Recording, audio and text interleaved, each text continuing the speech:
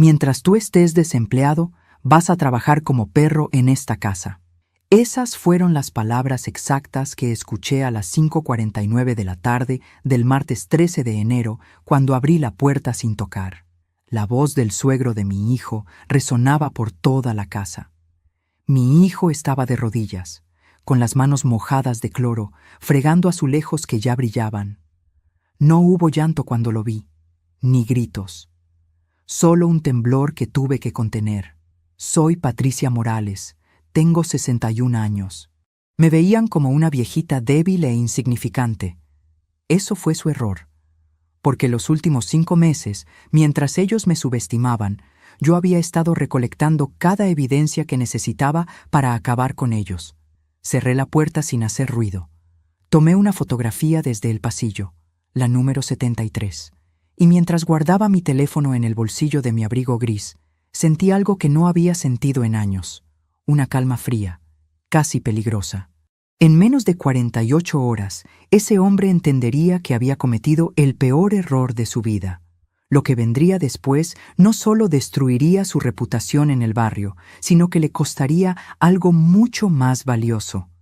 Pero para que entiendas por qué lo que hice fue absolutamente necesario, necesito llevarte 4 meses atrás, a la llamada telefónica que lo cambió todo.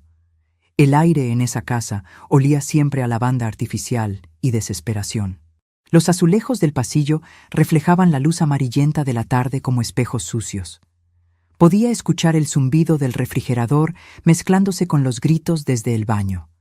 La temperatura era sofocante, más de 32 grados, pero yo sentía frío en las manos. Mis dedos temblaban ligeramente cuando apreté el botón de la cámara de mi celular. El sabor metálico del miedo se mezclaba con algo más fuerte, rabia contenida durante 122 días. Mi hijo, Daniel, tenía 36 años. Sus ojos evitaban los míos cuando finalmente me vio parada en el marco de la puerta del baño. Había adelgazado tanto que sus mejillas se hundían como las de un hombre de 60. Su camisa blanca, la que yo le había regalado en su último cumpleaños, tenía manchas de sudor en las axilas. Las rodillas de su pantalón estaban empapadas de agua jabonosa.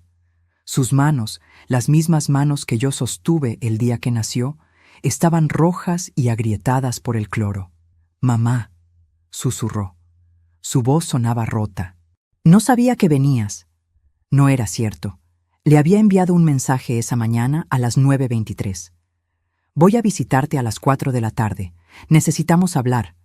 Él respondió con un simple «Ok», pero ahora entendía por qué no quería que viniera. La vergüenza en sus ojos era tan tangible que casi podía tocarla. El suegro, don Héctor Paredes, tenía 58 años, barriga prominente de cerveza y bigote gris de militar retirado. Vestía una camiseta polo Ralph Lauren azul marino y pantalones de lino beige.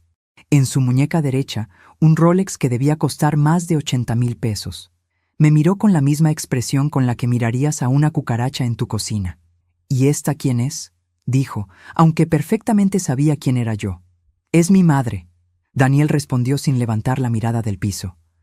«Ah, la famosa Patricia». Don Héctor sonrió. Era una sonrisa cruel, de esas que no llegan a los ojos. «Bueno, ya que está aquí, puede ver que su hijo está aprendiendo a ganarse el techo que tiene sobre su cabeza. 3 meses desempleado, señora. 3 meses comiendo de mi refrigerador, usando mi luz, mi agua. ¿Usted cree que eso es gratis?». Mis uñas se clavaron en las palmas de mis manos. Respiré profundo. 1, 2, 3 veces. La técnica que nos enseñaban en el hospital para mantener la calma frente a pacientes violentos. Sonreí. Una sonrisa pequeña, controlada. «Tiene razón, don Héctor», dije con voz tranquila, demasiado tranquila. «Mi hijo debe aprender a valorar lo que tiene. Gracias por enseñarle». Daniel me miró entonces. En sus ojos vi algo peor que vergüenza. Vi derrota. Vi rendición. Vi a un hombre que había dejado de ser mi hijo para convertirse en un sirviente en la casa de su propia esposa. «Daniel, ven un momento», le dije. «No ha terminado», interrumpió don Héctor. «Faltan 2 baños más, y después la cocina. Tu nuera está preparando la cena y va a necesitar ayuda para lavar los platos. Jessica, mi nuera de 33 años, hija única de don Héctor y doña Marta. No la vi ese día, pero sabía exactamente dónde estaba. En su habitación del segundo piso, probablemente mirando su teléfono, dejando que su padre humillara a mi hijo mientras ella permanecía en silencio. Pero ya llegaré a eso. Solo serán 5 minutos, insistí. Don Héctor me miró fijamente durante 10 segundos que parecieron eternos. Finalmente, hizo un gesto con la mano como si estuviera espantando una mosca. 5 minutos, ni uno más. Daniel se levantó lentamente. Sus rodillas crujieron. Tenía 36 años, pero se movía como un anciano. Lo seguí hasta el pequeño patio trasero, lejos de oídos curiosos. El sol de la tarde nos golpeaba como una bofetada. El olor a tierra seca se mezclaba con el aroma del detergente industrial que impregnaba la ropa de Daniel. ¿Cuánto tiempo llevas así?, le pregunté. Mamá, no es lo que parece. ¿Cuánto tiempo, Daniel? Sus ojos se llenaron de lágrimas. Mi hijo, que no lloraba desde que tenía 12 años, estaba a punto de quebrarse frente a mí. Desde que perdí el trabajo, septiembre, don Héctor dijo que mientras no pudiera aportar dinero para la casa, tenía que ganarme la estadía de otra forma. Septiembre. Estábamos en enero, 5 meses, 153 días de humillación. Y yo recién me enteraba. ¿Y Jessica? Daniel miró hacia el piso. El silencio respondió mi pregunta. Ella dice que su papá tiene razón, que no podemos vivir aquí gratis, que es justo. Algo dentro de mí se rompió en ese momento. No fue un quiebre ruidoso, fue silencioso, como el hielo agrietándose bajo un peso invisible, porque yo conocía a Daniel desde antes de que naciera. Sentí sus primeras patadas en mi vientre a las 3:14 de la madrugada de un viernes de abril de 1988. Lo amamanté durante 18 meses. Le enseñé a caminar, a leer, a ser un hombre de bien. Le pagué universidad vendiendo empanadas los fines de semana porque su padre nos había abandonado cuando él tenía 7 años. Sacrifiqué 29 años de mi vida para darle un futuro. ¿Y ahora? Ahora estaba de rodillas, fregando pisos, mientras su esposa y su suegro lo trataban como basura. Pero antes de continuar con lo que pasó ese día, necesito que hagas algo por mí. Revisa si ya estás suscrito al canal y deja tu like. Y dime en los comentarios, ¿desde dónde del mundo me estás escuchando? De verdad quiero saber hasta dónde ha llegado mi historia, porque lo que viene después va a necesitar que estés preparado. Tomé las manos de Daniel entre las mías. Estaban ásperas, con pequeños cortes en los nudillos. Mírame, le dije. Levantó la vista lentamente. ¿Tienes hambre? Asintió casi imperceptiblemente. ¿Cuándo fue la última vez que comiste algo decente? Ayer en la noche, doña Marta me dio las sobras del almuerzo. Las sobras. Mi hijo, que yo crié para ser un hombre digno, estaba comiendo sobras como si fuera un perro. Voy a sacarte de aquí, le dije. No puedo, mamá. Jessica está embarazada. De 14 semanas. No puedo irme. El mundo se detuvo. Jessica embarazada. Mi primer nieto. Y mi hijo atrapado en una pesadilla porque no quería abandonar a su hijo por nacer, igual que su padre lo abandonó a él. ¿Ella lo sabe?, pregunté. Sí, se lo dije hace 2 semanas. ¿Y qué dijo? Que eso no cambia nada, que igual tengo que trabajar en la casa hasta que consiga empleo. En ese momento supe 3 cosas con absoluta certeza. Primera, mi hijo jamás saldría de esa casa por su propia voluntad. Segunda, esa familia iba a destruirlo si yo no intervenía. Tercera, tenía exactamente las herramientas necesarias para detenerlos. 34 años trabajando en servicios sociales me habían enseñado algo fundamental. El maltrato deja huellas. Y esas huellas, si las documentas correctamente, se convierten en evidencia. Evidencia que ningún juez puede ignorar. Está bien, le dije finalmente. Quédate aquí, pero prométeme algo. ¿Qué? Que confíes en mí. Pase lo que pase en los próximos días, confía en tu madre. Me miró con confusión, pero asintió. Regresé adentro. Don Héctor estaba en la sala, viendo televisión, con una cerveza Corona en la mano. Eran las 4:47 de la tarde, su tercera cerveza del día, según pude contar por las botellas vacías en la mesa. «Señora Patricia», me llamó sin voltear a verme. «Su hijo es un buen muchacho, pero necesita mano dura. Usted lo malcrió demasiado. Por eso ahora es un bueno para nada». Cada palabra era una puñalada, pero mantuve la sonrisa. «Tiene razón, don Héctor. Quizás fui demasiado blanda con él». «Exactamente.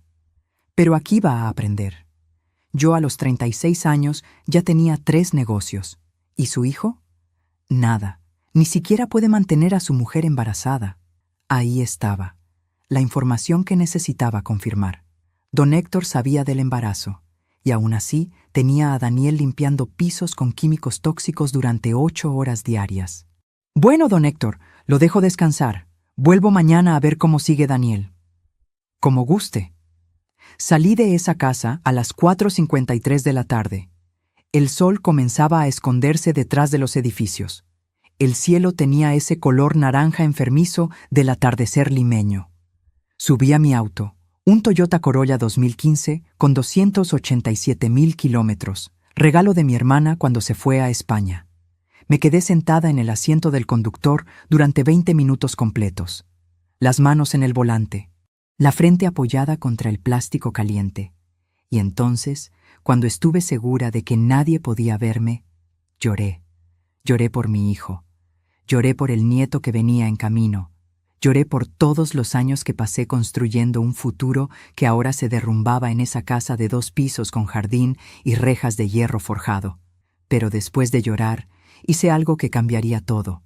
Saqué mi teléfono. Busqué en mis contactos un nombre que no marcaba desde hace 3 años. Doctora Mónica Salazar, jefa de servicios sociales del Hospital Rebagliati, mi ex jefa, mi amiga. El teléfono sonó 4 veces. «¿Patricia? ¿Eres tú? Mónica, necesito tu ayuda y necesito que nadie sepa que hablamos». ¿Sabes qué fue lo peor? Que en ese momento, mientras le explicaba la situación a Mónica, mientras le contaba sobre mi hijo de rodillas y el suegro borracho y la nuera silenciosa, una parte de mí todavía tenía esperanza de que esto se resolviera pacíficamente. Una parte ingenua de mí pensaba que tal vez, si hablaba con Jessica, si le explicaba lo que estaba mal, ella entraría en razón. Pero yo no sabía entonces lo que descubriría 4 días después. No sabía que la crueldad de esa familia era mucho más profunda de lo que imaginaba. Y no sabía que mi hijo llevaba ocultándome secretos que harían que todo lo que había visto hasta ese momento pareciera insignificante. En 11 días, don Héctor Paredes recibiría una visita que nunca olvidaría. En 11 días, la vida de esa familia daría un giro que nadie, absolutamente nadie, vería venir.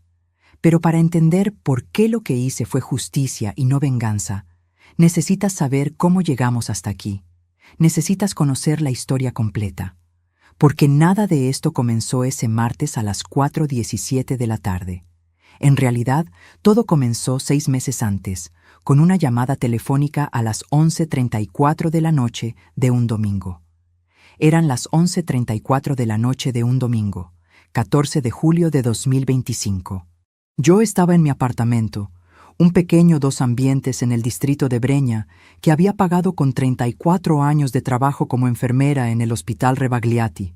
Estaba leyendo un libro sobre plantas medicinales cuando mi teléfono vibró sobre la mesa de noche. El nombre en la pantalla hizo que mi corazón se acelerara. Daniel. Mi hijo nunca llamaba después de las 10 de la noche. Nunca. Era una regla no escrita entre nosotros desde que se casó hace 4 años. Las llamadas nocturnas significaban emergencias, significaban problemas.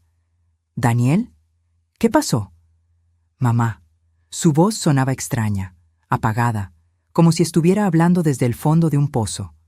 ¿Puedo preguntarte algo? Claro, mi amor, lo que sea.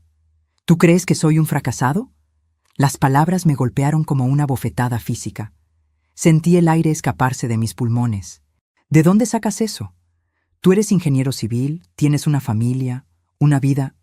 Perdí mi trabajo el viernes pasado, me interrumpió. Me despidieron. Recortes de personal, dijeron. Yo y otros 40 empleados. Después de 6 años en la empresa, salí con una caja de cartón y un cheque de liquidación que apenas cubre 2 meses de gastos. El silencio que siguió era denso, pesado como plomo fundido. ¿Se lo dijiste a Jessica?, pregunté finalmente. Sí, esta tarde. Ella... La voz se le quebró. Ella lloró, mamá. Lloró mucho. Y después llamó a su padre. Ahí estaba, don Héctor. Aunque en ese momento yo no sabía quién era realmente ese hombre. No sabía de lo que era capaz. No sabía que esa llamada telefónica era el comienzo de una pesadilla de 122 días. ¿Y qué dijo su padre? Dijo que no nos preocupáramos, que podíamos mudarnos con ellos temporalmente mientras yo buscaba otro trabajo, que tenían espacio de sobra en su casa, que la familia se ayuda en momentos difíciles. Las palabras sonaban hermosas, generosas. ¿Cómo iba yo a saber que eran una trampa? Eso suena bien, Daniel. Es temporal, ¿verdad? Sí, solo hasta que consiga algo nuevo. 2, 3 meses máximo. Jessica está feliz. Dice que va a poder pasar más tiempo con su mamá. Y yo hice una pausa. Yo solo quiero que esto funcione, mamá. Quiero ser un buen esposo, un buen proveedor. Le di 2,000 pesos esa semana. Eran mis ahorros para arreglar la gotera del techo. Le di otros 3,000 el mes siguiente para que pagara sus deudas antes de mudarse con los suegros. Le di todo lo que tenía porque eso es lo que hacen las madres. Damos, sacrificamos. Entregamos pedazos de nosotras mismas hasta que no queda nada. Pero lo que yo no sabía entonces era que don Héctor no quería ayudar a mi hijo. Quería un sirviente. Quería a alguien a quien controlar, a quien humillar, a quien recordarle todos los días que era menos que nada. ¿Y Jessica? Mi dulce nuera que me llamaba Mamita Patricia y me abrazaba en las cenas familiares. ¿Qué papel jugó ella en todo esto? Esa pregunta me atormentó durante semanas, hasta que descubrí la verdad. Pero ya llegaré a eso. Daniel se mudó a casa de los Paredes el 3 de agosto de 2025, un sábado lluvioso de invierno. Yo lo ayudé a empacar. 24 cajas de cartón con toda su vida dentro. Libros de ingeniería, ropa, fotografías de su infancia. El trofeo de fútbol que ganó cuando tenía 15 años. Todo lo que lo hacía ser Daniel estaba guardado en esas cajas. Lo que no empacamos fue su dignidad. Esa la dejó atrás sin darse cuenta. Las primeras 2 semanas fueron normales. Daniel me llamaba cada tercer día. Me contaba que don Héctor era estricto pero justo, que doña Marta cocinaba delicioso, que Jessica estaba contenta de estar cerca de sus padres. Todo sonaba bien, demasiado bien. Después las llamadas se espaciaron. Una vez por semana. Después, cada 10 días. Sus respuestas en WhatsApp se volvieron más cortas. Estoy bien, mamá. Ocupado buscando trabajo. Hablamos después. El 1 de septiembre cumplí 61 años. Daniel no vino a mi apartamento como siempre hacía. Me envió un mensaje a las 7:15 de la mañana. «Feliz cumpleaños, mamá. Lo siento, no puedo ir hoy. Don Héctor necesita ayuda con unas reparaciones en la casa. Te compenso pronto. Te quiero». Me senté sola en mi mesa de cocina. Había preparado mi comida favorita. Seco de res con frijoles y arroz.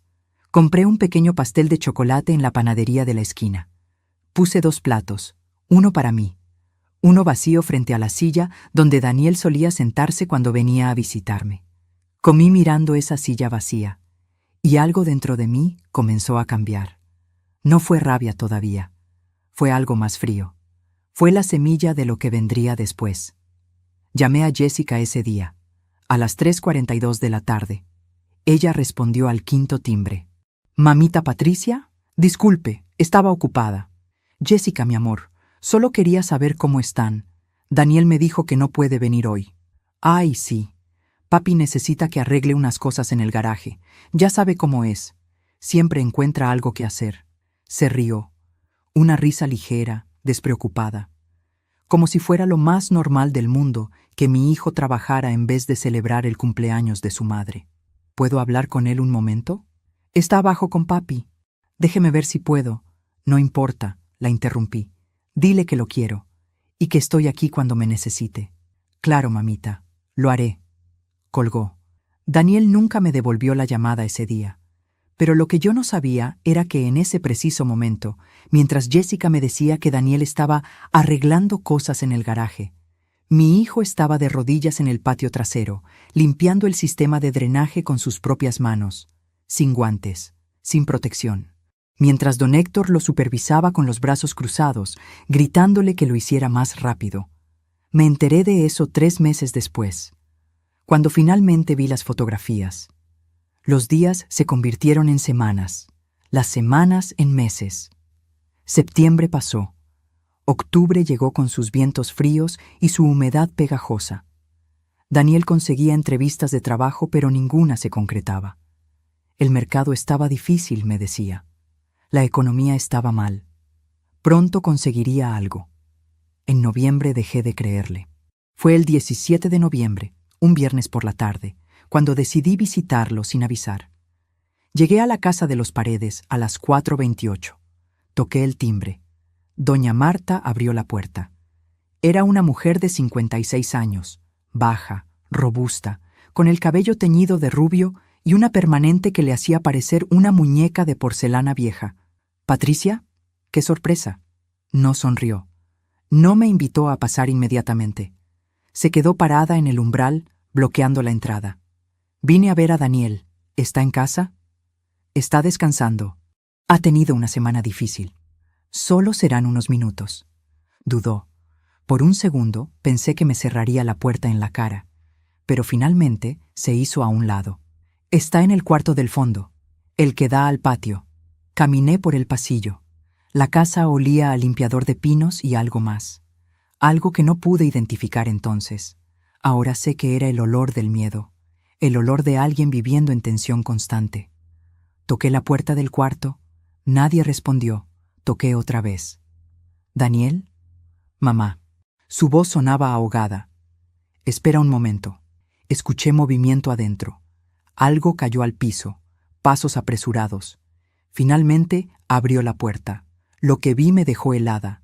Daniel había perdido peso, mucho peso. Sus pómulos sobresalían como los de un enfermo. Tenía ojeras profundas, moradas, como moretones bajo los ojos. Su camisa estaba arrugada. Sus pies estaban descalzos y noté algo que me hizo contener el aliento. Sus uñas estaban negras en las puntas, sucias de tierra o grasa. Mi hijo, que siempre fue meticuloso con su higiene, parecía un indigente. «Mi amor, ¿qué te pasó?». «Nada, mamá. Estoy bien». «No estás bien. Mírate». «Solo estoy cansado. Buscar trabajo es agotador». Mentira. Lo supe inmediatamente. Una madre siempre sabe cuándo su hijo está mintiendo. «¿Puedo entrar?». Miró hacia atrás, nervioso, como si esperara que alguien más estuviera en el cuarto. «No es buen momento, mamá. La casa está desordenada y...». «Daniel Morales, soy tu madre. Voy a entrar». Lo empujé suavemente y entré al cuarto. Lo que vi me quitó el aliento. No era un cuarto, era un depósito. Cajas apiladas contra las paredes, herramientas de jardinería en un rincón, productos de limpieza en repisas improvisadas, y en medio de todo eso, un colchón individual en el piso, sin base, sin sábanas decentes, solo una cobija delgada y una almohada amarillenta. «¿Aquí duermes?». Daniel no respondió. «¿Dónde está Jessica?». «En su cuarto, el de arriba». «Ella...». Se detuvo. «¿Ella qué?». «Ella necesita su espacio. El doctor dijo que el estrés no es bueno para el embarazo. Y yo ronco. Entonces es mejor que durmamos separados por ahora». Cada palabra era una excusa. Cada excusa era una mentira que mi hijo se contaba a sí mismo para no enfrentar la verdad. Su esposa lo había relegado a un cuarto de servicio mientras ella dormía cómoda en el segundo piso. Su esposa, la madre de su hijo por nacer, lo trataba como un empleado, como algo menos que un esposo. Y lo peor es que Daniel lo aceptaba, lo normalizaba, lo justificaba. Fue en ese momento, parada en ese cuarto miserable que olía a humedad y cloro, cuando tomé una decisión. No iba a quedarme de brazos cruzados viendo cómo destruían a mi hijo. No iba a permitir que esa familia lo convirtiera en su esclavo. Pero tenía que ser inteligente.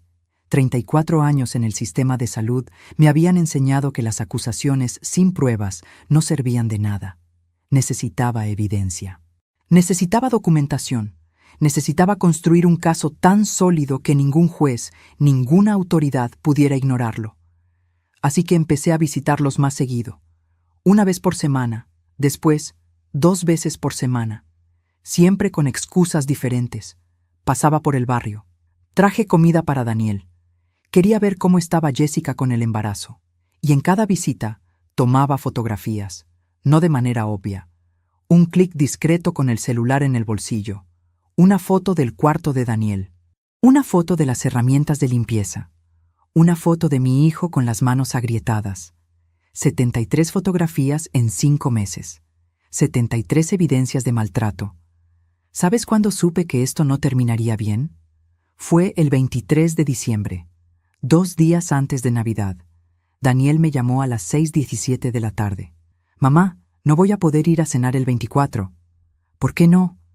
Los Paredes celebran en familia, y Jessica quiere que pase la Navidad aquí, con ellos. Daniel, llevamos 36 años cenando juntos en Nochebuena, desde que naciste, cada año, sin excepción. Lo sé, mamá, lo siento, pero ahora tengo otra familia, tengo que estar con mi esposa. Otra familia, como si yo hubiera dejado de ser su familia. Como si todos esos años, todas esas Navidades, todos esos sacrificios ya no significaran nada. Está bien, dije con voz calmada, disfruta tu cena. Colgué antes de que pudiera escucharme llorar. Pasé la Nochebuena sola, preparé pavo, ensalada rusa, pan de jamón, todos los platos que Daniel amaba. Puse la mesa para 2 personas, igual que en mi cumpleaños. Un plato para mí. Uno vacío frente a su silla, y mientras comía sola, mirando esa silla vacía por segunda vez ese año, algo dentro de mí se endureció definitivamente. Ya no era tristeza, ya no era decepción, era determinación fría, metálica, inquebrantable. Le di 34 años de mi vida a ese niño. Le di mis noches en vela cuando tenía fiebre. Le di mis ahorros cuando necesitaba útiles escolares. Le di mi juventud vendiendo empanadas para pagar su universidad.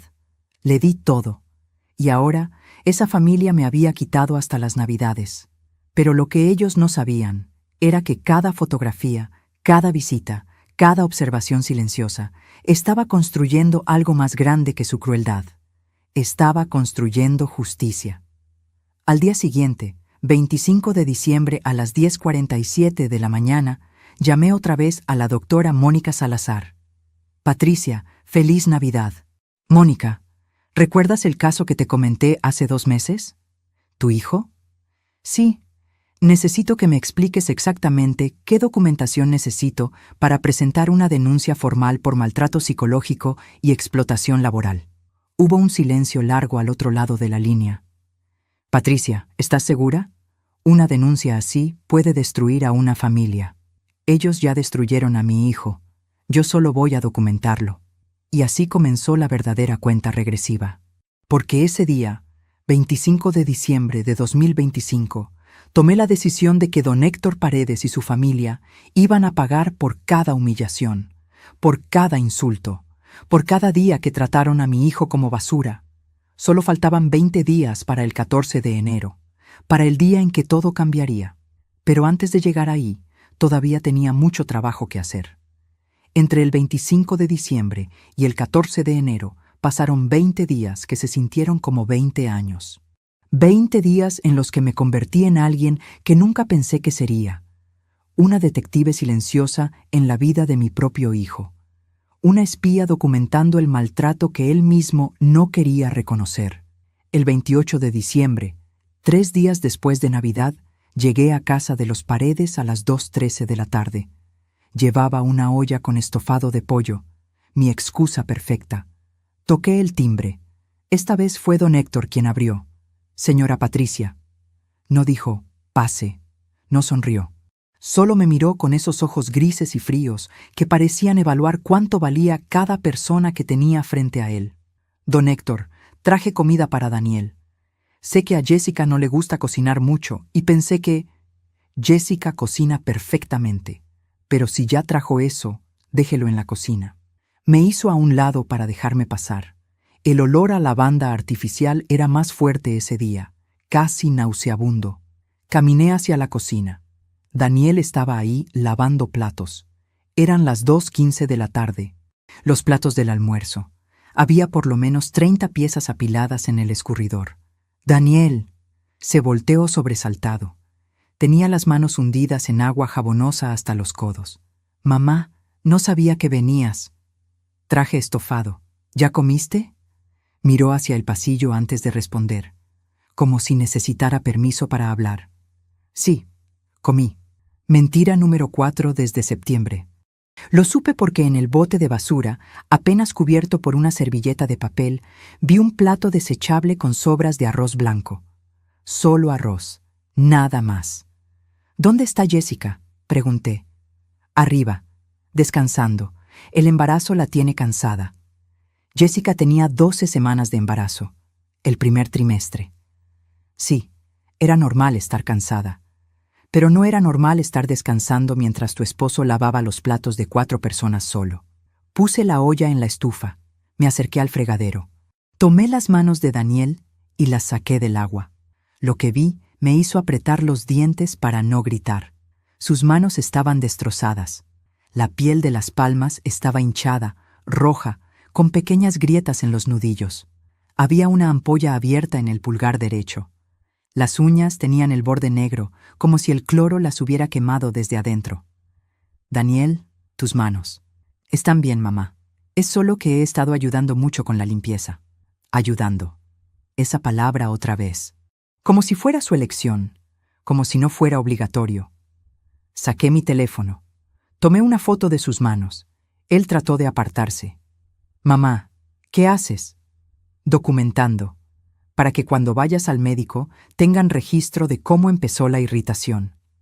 Era una mentira piadosa, pero funcionó. Daniela sintió, creyéndome. Esa fue la foto número 74. La primera de enero. ¿Has conseguido entrevistas?, pregunté mientras guardaba el teléfono. 2 la semana pasada. Ninguna funcionó. Dijeron que estoy sobrecalificado para el puesto, o que no tengo suficiente experiencia, o que el presupuesto se redujo. Siempre hay una razón. ¿Y don Héctor? ¿Te ayuda con contactos? Daniel soltó una risa amarga, breve, sin humor. Don Héctor dice que los contactos se ganan con esfuerzo, que él no va a hacer el trabajo por mí, que a mi edad él ya tenía 3 negocios propios sin ayuda de nadie. Ahí estaba otra vez. Esa frase. A mi edad, yo ya... Como si el éxito de don Héctor fuera la medida contra la cual todos debían compararse. Como si fracasar en ser exactamente como él fuera un pecado imperdonable. Daniel, dije con voz baja, ¿eres feliz aquí? La pregunta lo tomó desprevenido. Abrió la boca. La cerró. Miró hacia el pasillo otra vez. Y en ese silencio, en esa incapacidad de responder algo tan simple, tuve mi respuesta. Tengo que terminar los platos. Fue todo lo que dijo. Subí al segundo piso sin pedir permiso. Necesitaba ver a Jessica. Necesitaba entender cómo una mujer podía ver a su esposo así y no hacer nada. Su puerta estaba entreabierta. Toqué suavemente. ¿Jessica? Adelante, mamita. Entró al cuarto. Jessica estaba recostada en una cama king size con dosel y sábanas de algodón egipcio color lavanda. Tenía el teléfono en la mano. En la pantalla reconocí TikTok. Estaba viendo videos, riendo. Mamita Patricia, qué sorpresa. Vine a traer comida y quería saber cómo estabas. Daniel me dijo que estás muy cansada. Ay, sí, este embarazo me está matando. Hizo un puchero. No puedo hacer nada, todo me agota. Pero podía pasar horas en su teléfono. Podía reírse con videos. Podía estar cómoda en su cama mientras su esposo lavaba platos con las manos destrozadas. ¿Cómo va Daniel con la búsqueda de trabajo? Jessica suspiró dramáticamente. Mal, muy mal. Ya van 5 meses y nada. Papi está empezando a perder la paciencia. Dice que Daniel no se está esforzando lo suficiente. ¿Tu papá conoce a alguien que pueda ayudarlo? Papi dice que si Daniel quiere trabajo, que lo busque como todos. Que los favores hay que ganárselos. Cada palabra era un eco de don Héctor. Como si Jessica ya no pensara por sí misma. Como si solo repitiera lo que su padre le decía. Jessica, ¿tú amas a Daniel? La pregunta la hizo parpadear. Por un segundo, vi confusión genuina en sus ojos. Como si nunca se hubiera preguntado eso. Claro que sí, mamita. Es el padre de mi bebé. Pero no dijo, es mi esposo. No dijo, es el amor de mi vida. Solo lo definió por su función. Padre de su bebé. Como si eso fuera lo único que importaba. Me fui de esa casa a las 3:41 de la tarde con el corazón más pesado que cuando llegué. Porque ahora entendía algo fundamental. Jessica no era una víctima de su padre. Era su cómplice. Tal vez no activa, pero su silencio, su indiferencia, su incapacidad de defender a su esposo, la convertían en parte del problema. El 4 de enero recibí un mensaje de Daniel a las 7:52 de la noche. Mamá, tengo buenas noticias. Don Héctor me consiguió una entrevista con un amigo suyo que tiene una constructora. Es para el lunes. Dice que si me va bien, podría empezar en 2 semanas. Mi corazón dio un salto. ¿Podía ser? ¿Finalmente don Héctor iba a ayudar? Eso es maravilloso, mi amor. Sabía que todo iba a mejorar. Sí. Don Héctor me dijo esta tarde. Me dijo que aprecia el esfuerzo que he estado haciendo en la casa. Que nota que estoy comprometido. Que por eso va a recomendarme con su amigo. Tal vez me había equivocado. Tal vez don Héctor no era tan malo. Tal vez solo tenía métodos anticuados de enseñanza. Tal vez... El lunes 6 de enero, Daniel fue a la entrevista. Salió de casa a las 8:23 de la mañana. Llevaba el único traje que tenía, planchado, con camisa blanca que Jessica le había prestado. Me envió una foto antes de salir. Se veía esperanzado. Se veía como el Daniel que yo recordaba. A las 11:47 de la mañana recibí su llamada. Mamá. Su voz sonaba rota, completamente destruida. ¿Qué pasó? No hay trabajo. Nunca hubo trabajo. El amigo de don Héctor ni siquiera tiene una constructora. Tiene una ferretería. Me hizo esperar 2 horas en la recepción. Y cuando finalmente me atendió, me dijo que don Héctor lo había llamado solo para hacerme un favor. Que no había vacantes. Que no había nada. El mundo se detuvo. ¿Don Héctor sabía que no había vacantes? No lo sé, mamá. No lo sé. Pero yo sí lo sabía. Lo supe en ese instante. Don Héctor lo sabía. Lo mandó a esa entrevista falsa para darle esperanza, para hacerlo creer que las cosas mejorarían, para después quitarle esa esperanza y hundirlo más profundo en la desesperación. Eso no era crueldad accidental, eso era crueldad deliberada, calculada, diseñada para destruir. Villain Escalation, etapa 3. Frieza absoluta ante el sufrimiento ajeno. Ven a mi casa, le dije. Ahora. No puedo. Don Héctor quiere que lave los autos antes del almuerzo. Los 3 autos. El de él, el de doña Marta y el de Jessica. Daniel, tengo que irme, mamá. Colgó. Conduje hasta la casa de los Paredes. Llegué a las 12:34. Daniel estaba en la entrada, con una manguera en una mano y una esponja en la otra. Estaba lavando un Mercedes-Benz plateado, el auto de don Héctor. El Rolex de 80,000 pesos estaba estacionado frente a un garaje con 3 espacios. Don Héctor estaba sentado en una silla de plástico en el garaje, tomando cerveza, supervisando. Señora Patricia, qué casualidad. Justo le estaba enseñando a su hijo el valor del trabajo honesto. Me acerqué. Sonreí. Esa sonrisa que había perfeccionado en semanas. Qué amable de su parte, don Héctor. Qué amable darle esperanza para después quitársela. Su expresión no cambió. Ni una pizca de culpa, ni un destello de vergüenza. Solo me miró con esos ojos fríos y se encogió de hombros. La vida es dura, señora. Mejor que aprenda ahora. En ese momento, parada bajo el sol de mediodía que me quemaba la nuca, mirando a ese hombre que tomaba cerveza mientras mi hijo trabajaba como esclavo, supe que ya no había vuelta atrás. No habría reconciliación. No habría entendimiento. Solo habría justicia. Y yo iba a asegurarme de que la recibiera. A veces confiamos demasiado en quienes no lo merecen. ¿Tú también has sido decepcionado por alguien que amabas? Comparte tu historia en los comentarios. Quiero leerte y saber que no estoy sola en esto. Tomé una foto de Daniel lavando el auto. Foto 75. Tomé una foto de don Héctor con su cerveza, supervisando. Foto 76. Tomé una foto del Rolex estacionado, reluciente, mientras mi hijo estaba empapado y agotado. Foto 77. Solo faltaban 8 días para el 14 de enero. 8 días para que don Héctor descubriera que había subestimado completamente a la viejita insignificante que sonreía mientras tomaba fotos. Pero antes de ese día, todavía quedaba una revelación. Una que lo cambiaría todo. Una que me haría entender que lo que yo había visto hasta ese momento era solo la superficie de algo mucho más oscuro. ¿Qué fue lo que descubrí el 10 de enero? ¿Qué secreto guardaba esa familia que hizo que mi determinación se convirtiera en urgencia absoluta? Ya llegaré a eso.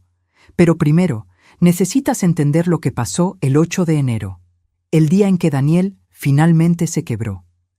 El 8 de enero de 2026, a las 9:17 de la noche, recibí una llamada que me heló la sangre. No era de Daniel, era de un número desconocido. ¿Señora Patricia Morales? Sí, ¿quién habla? Soy el doctor Ramírez, de la Clínica San Gabriel. Su hijo Daniel está aquí. Está bien, pero sufrió un desmayo y... No escuché el resto.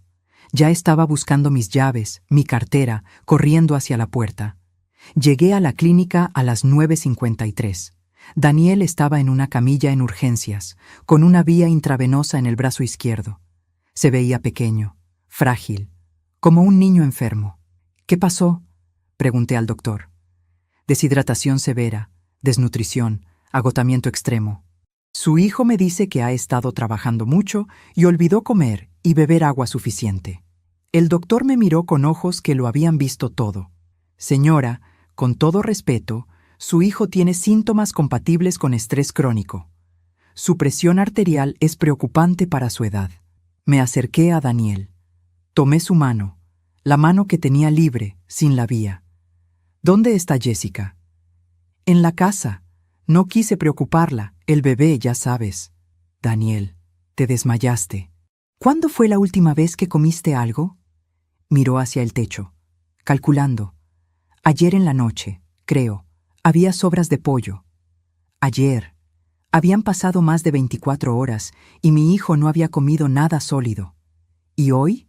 Hoy hubo mucho que hacer. Don Héctor está preparando la casa para una cena el sábado. Invitó a unos amigos. Necesitaba que limpiara toda la casa de arriba a abajo. 3 pisos, yo solo.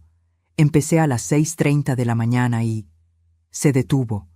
Sus ojos se llenaron de lágrimas. Y me sentí mareado cuando estaba limpiando las ventanas del 3er piso. Caí. No me rompí nada. Pero no podía levantarme. Me quedé ahí tirado durante 20 minutos hasta que pude llamar a un taxi. ¿Jessica no te ayudó? Ella estaba en el spa con su mamá. Tratamiento prenatal. Don Héctor estaba en el trabajo. Mi hijo se había desmayado, solo, en el 3er piso de una casa, y nadie estaba ahí para ayudarlo. Nadie. «Te vienes conmigo esta noche», dije. «No puedo, mamá. La cena es mañana.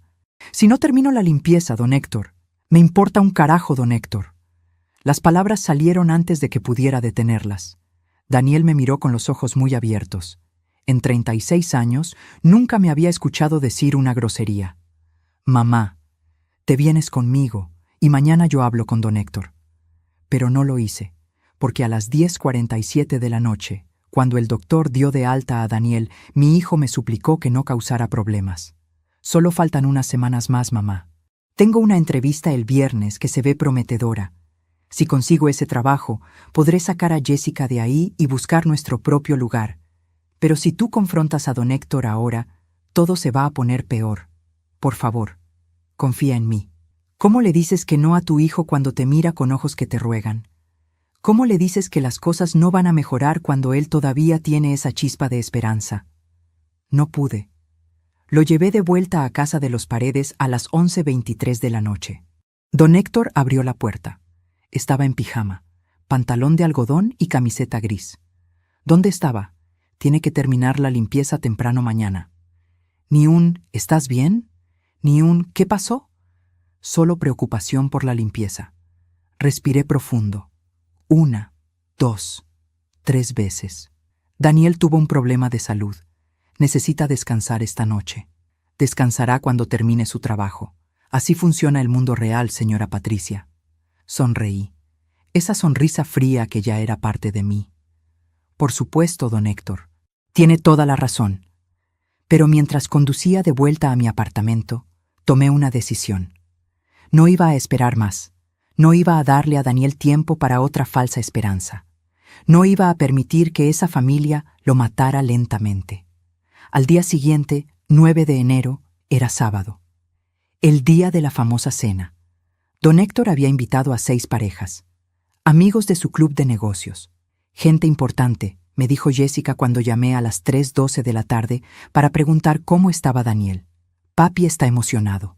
Hace meses que planeó esta cena. Va a ser elegante, tenemos catering, vino importado, todo. ¿Y Daniel? Está ayudando con los preparativos. Ya sabes cómo es, papi. Quiere que todo sea perfecto. Decidí aparecer. Sin invitación, sin avisar.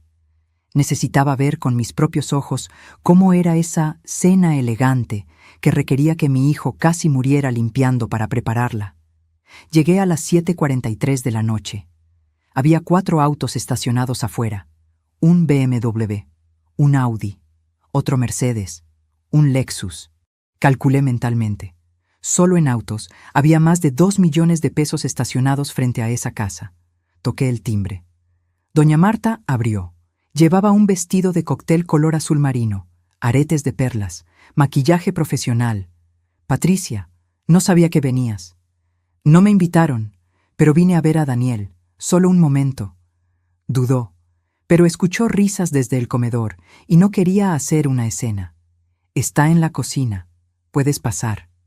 Caminé por el pasillo. La casa estaba impecable. Los pisos brillaban. Las ventanas no tenían ni una huella. El aire olía a velas caras de vainilla y canela. Desde el comedor, escuché conversaciones animadas, copas chocando, música suave de jazz. Entré a la cocina. Daniel estaba de pie junto al fregadero, vestido con pantalón negro y camisa blanca, como un mesero. Estaba lavando copas. Había por lo menos 40 copas sucias apiladas. Sus manos temblaban ligeramente mientras fregaba. Daniel se volteó. En sus ojos vi algo que nunca había visto antes. No era tristeza, no era vergüenza, era ausencia, como si algo dentro de él se hubiera apagado definitivamente. «Mamá, ¿qué haces aquí?» «Vine a ver cómo estabas después de ayer». «Estoy bien, solo ocupado». En ese momento, don Héctor entró a la cocina. Llevaba un traje gris oscuro, corbata de seda, zapatos lustrados. En su mano, una copa de vino tinto que probablemente costaba más de 500 pesos. «Daniel, necesitamos más hielo, y las entradas están tardando. Apúrate». Me ignoró completamente, como si yo fuera invisible, como si fuera parte del mobiliario. «Buenas noches, don Héctor», dije con voz suave. Se volteó. Me miró como si acabara de notar mi presencia. «Señora Patricia, no sabía que estaba invitada». «No lo estoy. Vine a ver a mi hijo». «Bueno, está ocupado. Como puede ver, tenemos invitados. Tal vez pueda visitarlo otro día cuando no estemos en medio de un evento». Villain Escalation. Etapa 4. Humillación con testigos. Porque en ese momento, 3 de los invitados entraron a la cocina. 2 hombres y una mujer. Los 3 vestidos elegantemente. Los 3 con copas de vino en las manos. «Héctor, necesitamos un sacacorchos para...»